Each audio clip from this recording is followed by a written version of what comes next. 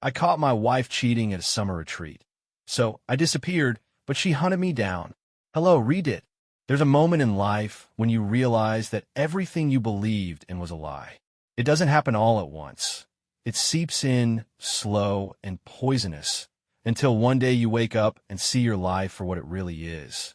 You look at the person lying next to you and wonder if they ever truly loved you, or if you were just a convenient placeholder in their story. My name is Ethan Parker. I'm 41 years old, and I used to think I had a good life. Not a perfect one, not the kind you see in movies, but a solid, dependable life. I worked hard, I paid my dues, and I never expected more than what I earned. In return, I wanted something simple: a home, a wife who loved me, and the quiet comfort of knowing that at the end of each day, I had built something real. For a long time, I believed I'd found that with Olivia. I met Olivia when I was 22. She was 20, a sophomore in college, and she had this way of making the whole world seem brighter. She wasn't like me, structured, pragmatic, always thinking 5 steps ahead. Olivia was spontaneous, passionate, and creative. She had this wild, restless energy that drew people in, and for some reason, she chose me. She wanted to be a writer. From the moment I met her, that was all she talked about. She carried around beat-up notebooks, always scribbling down ideas, always thinking about the next story she was going to tell. I admired that about her. I loved her ambition, the way she poured herself into her craft. I was different. I studied business, got a steady job in finance, and built a stable career. I was never particularly passionate about my work, but it gave me security. It gave me a future. And from the beginning, I knew that if Olivia and I were to make it, I had to be the one to ground us. So I did. We got married when I was 29, and she was 27. I had just gotten a promotion, and we had saved enough to buy a modest house in a quiet neighborhood. It wasn't fancy, but it was ours, a place where we could build a life together. For the first few years, things were good. We were happy in the way that couples who believe they're on the same path are happy. Olivia wrote every day, working on short stories, entering contests, sending out manuscripts. She had moments of success, small literary magazines, online publications, the occasional recognition from people in the industry. It wasn't enough to make a living, but I never cared about that. I worked long hours, so she didn't have to. I paid the bills, covered the mortgage, made sure she had everything she needed to chase her dream. I never resented it. In fact, I was proud of her. I wanted to be the kind of husband who supported his wife's ambitions, who made sacrifices so she could succeed. We tried to have kids, but life had other plans. It started as a hopeful thing, something we talked about late at night, imagining names, picturing what our future children would look like. But months turned into years, and nothing happened. We saw doctors, specialists, spent money we didn't have on treatments that didn't work. The disappointment ate away at us, until one day, without ever really discussing it, we just stopped trying. It was a quiet loss, an invisible grief that neither of us ever truly acknowledged. Instead, we kept moving forward, pretending like it didn't change anything. But it did. As the years went on, Olivia threw herself deeper into her writing. I buried myself in work. It wasn't a bad marriage. We didn't fight often. We didn't scream or break things. But the connection between us started to fade. Like a book with pages slowly being torn out, one by one, until the story no longer made sense. Then came the workshop. Olivia had always wanted to attend one of these prestigious writing retreats, the kind where authors and editors gathered in some picturesque town to focus on their craft. But they were expensive, competitive, and required full-time dedication. She had applied to a few over the years, but never got in. Until last spring, the Summerwood Writers Retreat. 3 months in a secluded coastal town in Maine, surrounded by some of the best literary minds in the country. When she got the acceptance email, she was ecstatic. She ran into my office, waving her phone, eyes bright with excitement. "They picked me," she whispered, like she could hardly believe it. I got in. I smiled. I told her I was proud of her, and I meant it. But something inside me twisted. 3 months was a long time to be apart. We had never spent more than a few days away from each other, and even though I knew this was a once-in-a-lifetime opportunity for her, I couldn't shake the feeling that something was off. She reassured me, told me it was just a summer, that we'd talk every day, that it would be good for her career. I believed her. I helped her pack, drove her to the airport, kissed her goodbye, and watched her disappear into the terminal. For the first 2 weeks, everything seemed fine. She called every night, sent me pictures of the little cabin she was staying in, talked about the workshops and the people she was meeting.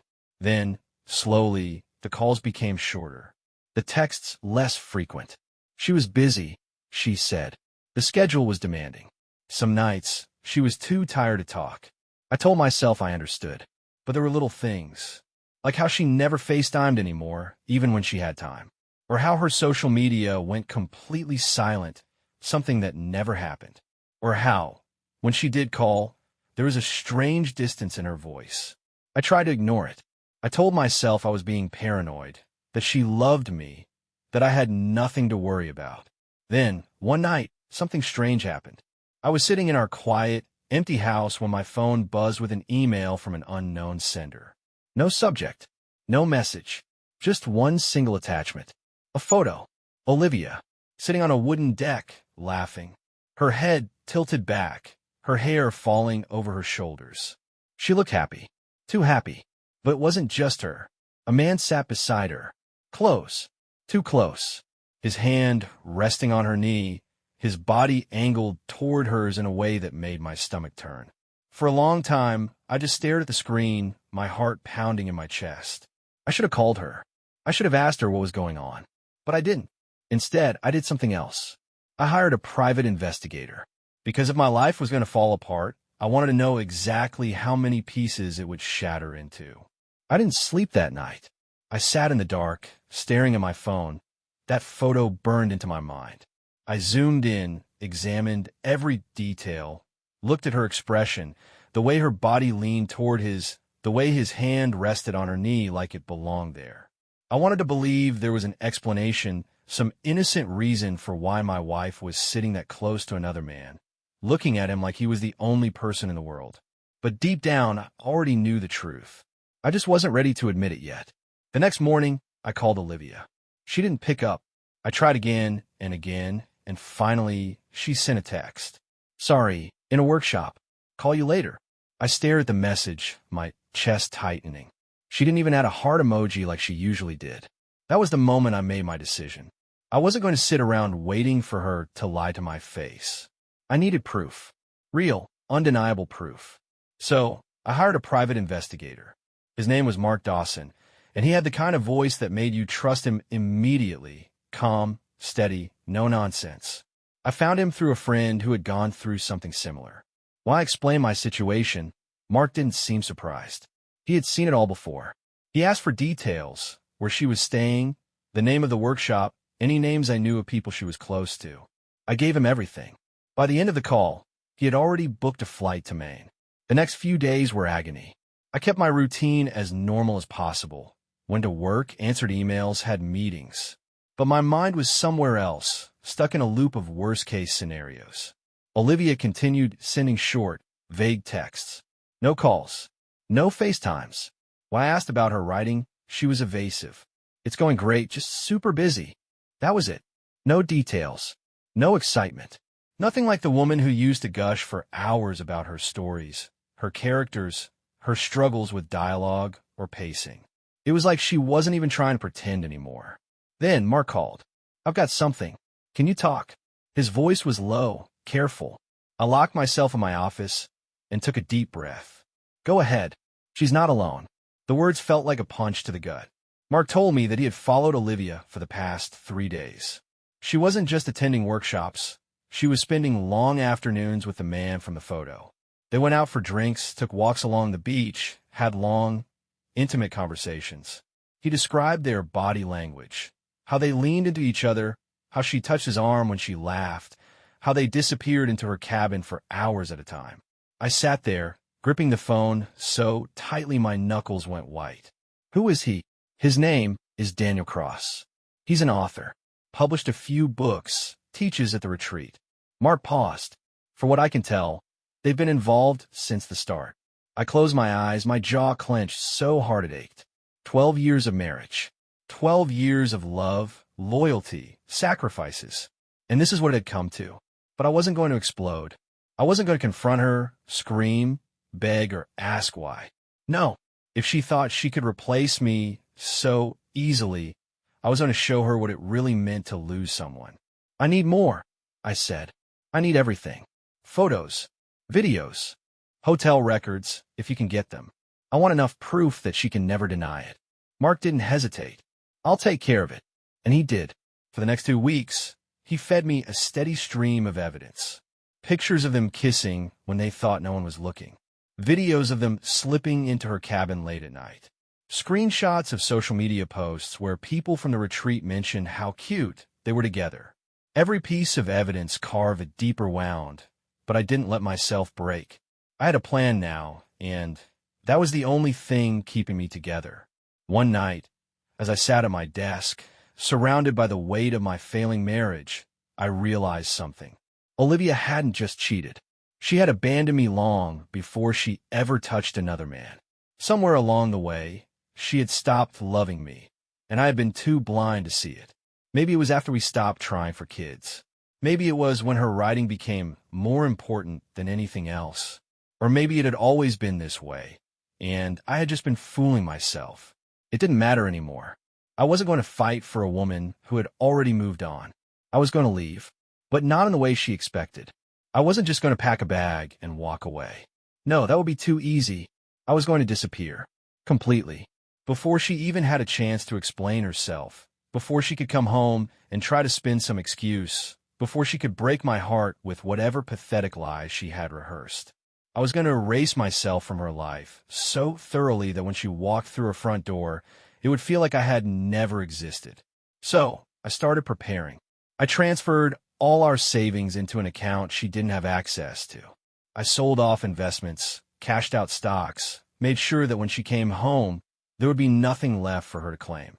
I called a lawyer, had divorce papers drawn up, and made sure she would be served the moment she set foot in the city. I canceled the lease on our house, arranged for the furniture to be sold, and found a buyer for my car. I called my boss and resigned. I told him I was moving abroad, that something in me had shifted, and I needed to start over. He understood. He even offered to be a reference if I ever wanted to come back. By the time Olivia's workshop was coming to an end, I was almost done. There was only one thing left to do. Disappear. And that's exactly what I did. The day before Olivia's flight home, I packed a single bag, locked the front door one last time, and walked away. No note. No explanation. No last words. I shut off my phone, deleted my email, and drove to the airport where a one-way ticket was waiting for me. As the plane took off, I stared out the window, feeling something I hadn't felt in a long time. Relief.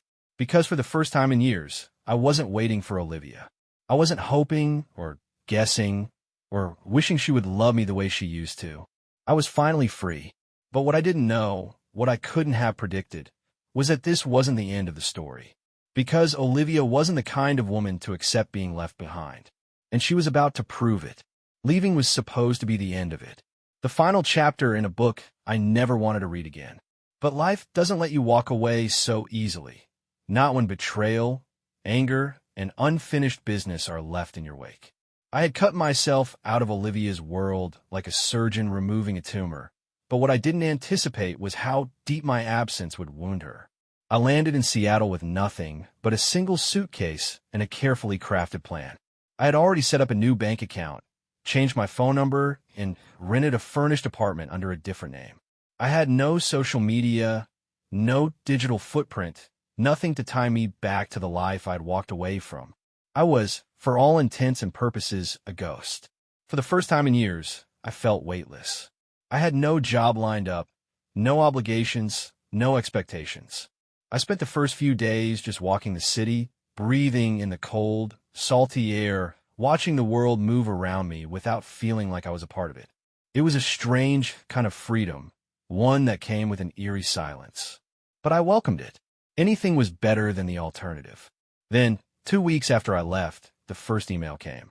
It was from an unknown sender. No subject line, just a single sentence. Where are you? I deleted it without responding. The next day, another one. Ethan, please. I shut my laptop.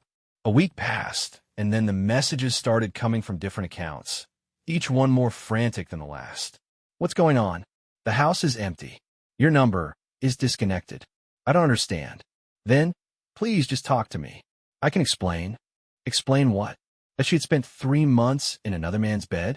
That she had lied, gaslit, and strung me along while planning her next chapter without me? There was nothing to explain. I had seen the truth with my own eyes, and I had made my choice. She just didn't expect me to be the one to leave first. I didn't respond. I thought if I ignored her long enough, she'd give up. But Olivia had never been the kind of person who accepted silence as an answer. Then, she did something I didn't see coming. She filed a missing persons report. I found out through an old college friend, Noah, who still lived in her hometown. He called me one night, his voice tight with concern. He told me that Olivia was telling people I had vanished without a trace, that she was worried something had happened to me. She had gone to the police, given statements, told them how she came back from her riding retreat to find the house empty, my phone disconnected, my job gone. She had made it sound like I had simply ceased to exist. The way Noah described it, Olivia was playing the role of the devastated wife perfectly. She wasn't some woman who had been caught cheating. No, she was the one left behind, the one abandoned without explanation. Friends and coworkers were reaching out, worried, speculating. Some thought I had cracked under pressure, that maybe the stress of work and life had finally gotten to me. Others whispered darker theories, that maybe I had done something drastic, that I had hurt myself, that Olivia had come home to a reality too painful to admit. She was making herself look like a victim, twisting the narrative until people saw her as the grieving wife instead of the woman whose betrayal had driven me away. I told Noah to let people know I was fine, but not to tell anyone where I was. I didn't owe Olivia an explanation. I didn't owe her anything, but she wasn't done with me. A week later, she showed up in Seattle. I spotted her before she saw me, standing across the street near a coffee shop, scanning the crowd with frantic eyes. She looked different, thinner, paler, like she hadn't been sleeping. She was gripping her phone tightly, glancing around as if expecting me to step out of the shadows at any moment. She wasn't here to apologize or to fix what she had broken. She was here to reclaim me. The moment I saw her, I turned and walked in the opposite direction, my heart pounding. I had underestimated her. I thought disappearing would be enough, that she would accept my absence and move on, but Olivia had never been the type to let go of something she considered hers. I didn't go back to my apartment that night. Instead, I checked into a cheap motel on the outskirts of the city, paid in cash, and kept my head down. It felt ridiculous to be running from my own wife, but deep down, I knew this wasn't about love anymore. This was about control. That night, at exactly 2 a.m., my phone buzzed with a new email. I know you're here. I stared at the screen, my pulse loud in my ears. I saw you today. I almost called out to you, but you ran. Why are you doing this? Why are you making me chase you?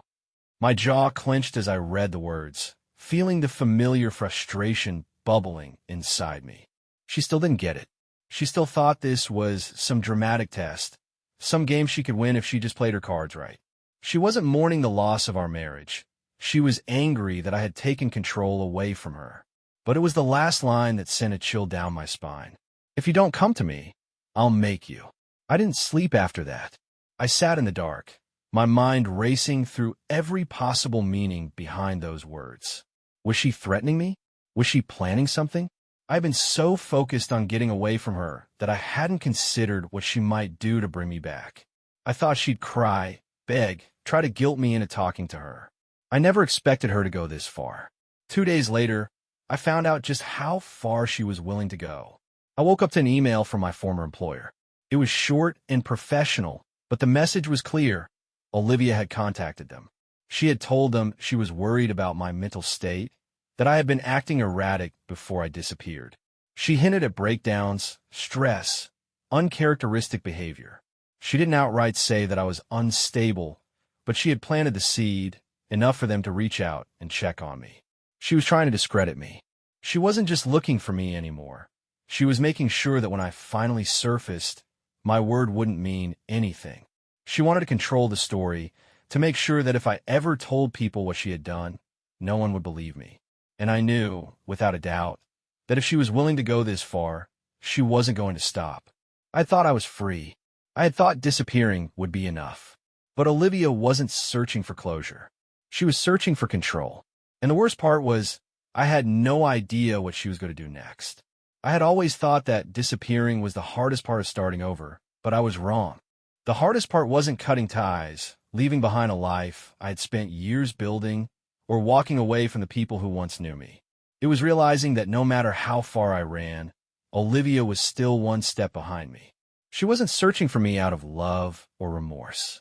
She wasn't trying to apologize. She was trying to win, to rewrite history in a way that made sense to her, to bend reality until she could convince herself that I had never truly left her. It wasn't about fixing our marriage. It was about possession. She had spent years shaping our life into something she could control, and now that I had finally taken that control away, she was unraveling. Her emails became more erratic.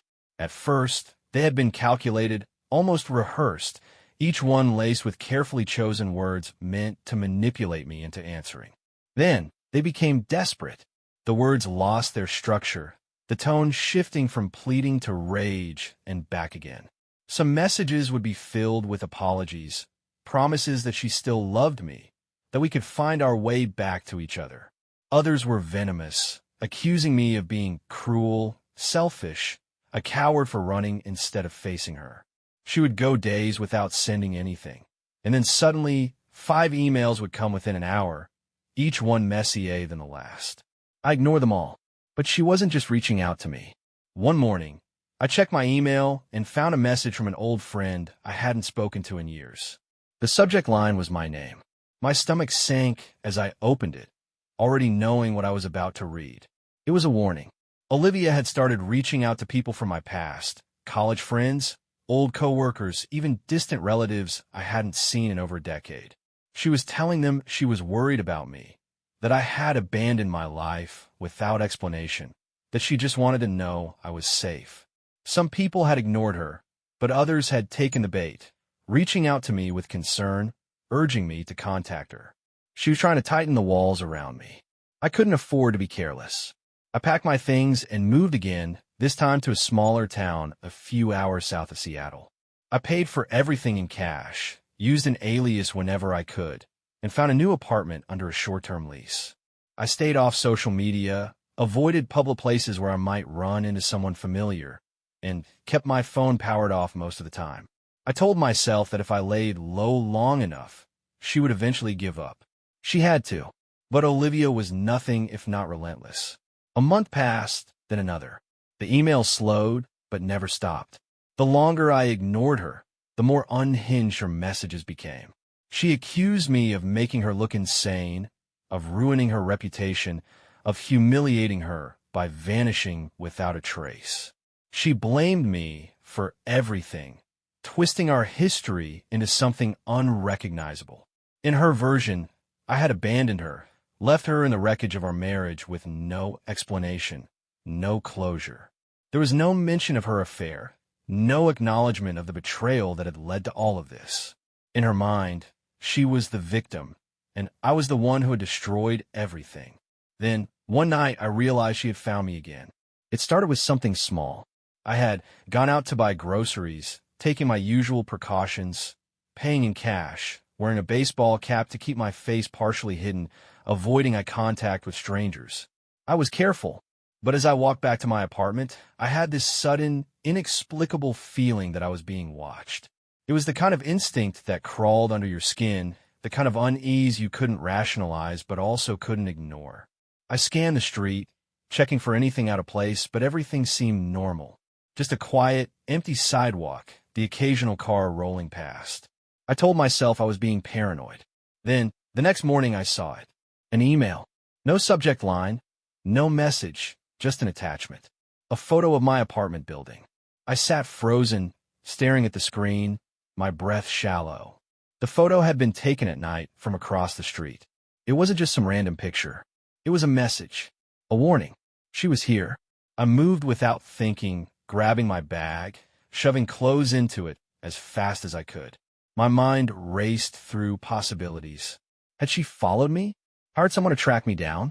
Had I slipped up somewhere, left a digital footprint I hadn't noticed? It didn't matter. The only thing that mattered was getting out before she found me in person. I left the apartment within 10 minutes, abandoning everything I couldn't carry.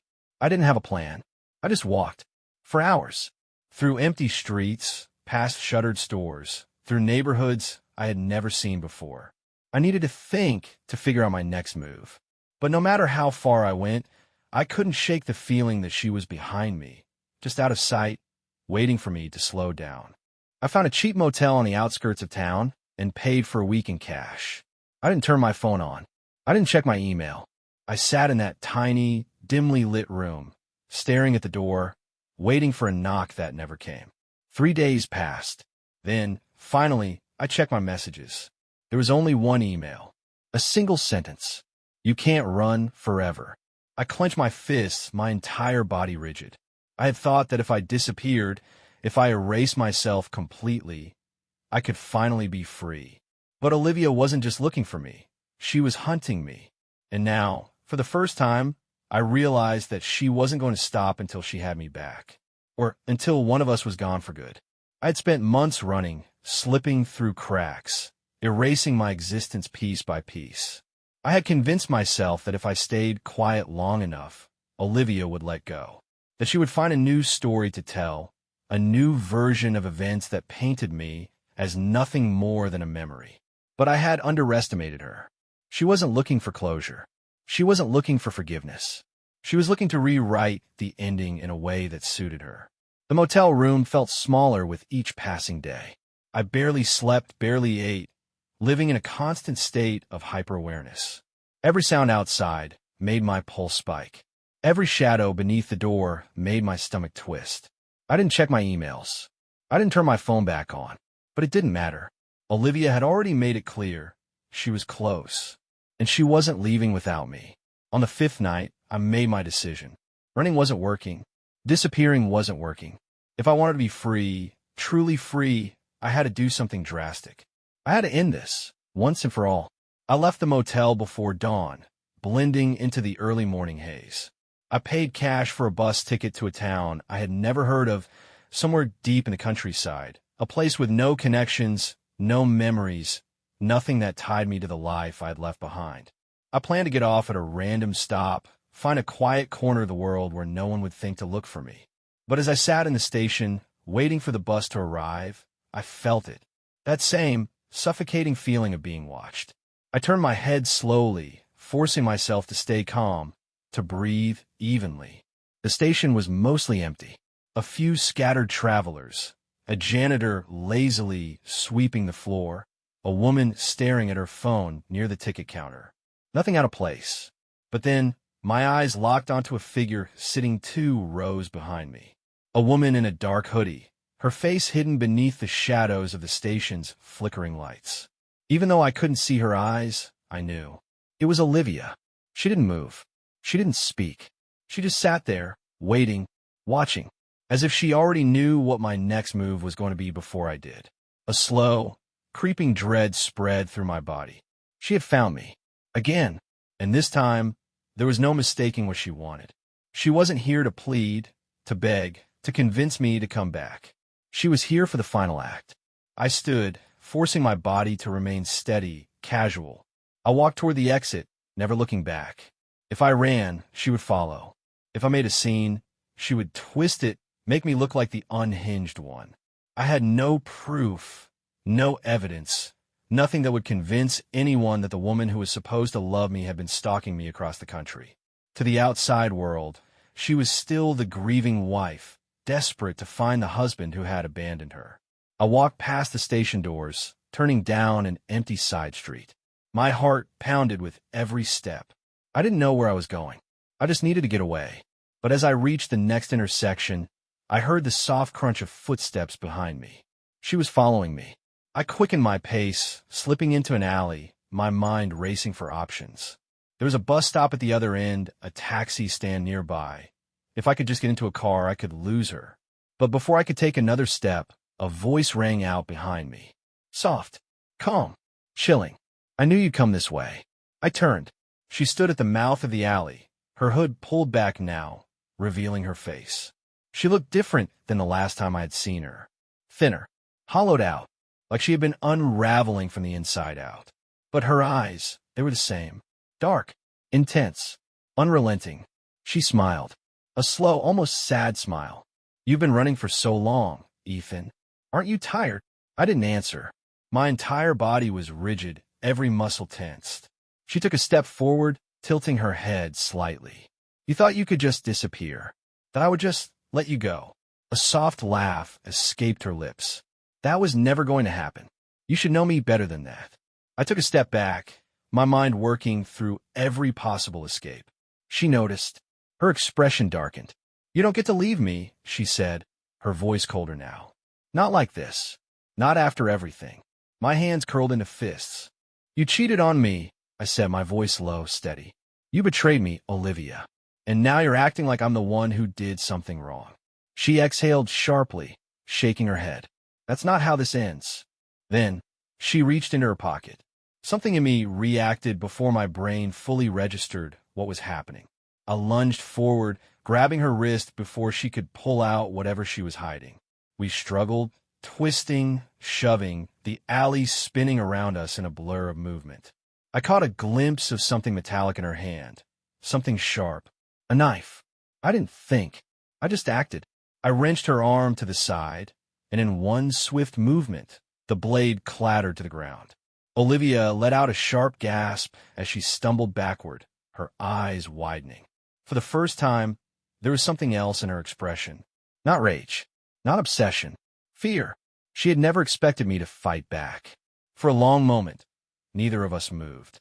The world felt eerily silent, like we were the only two people left on the planet.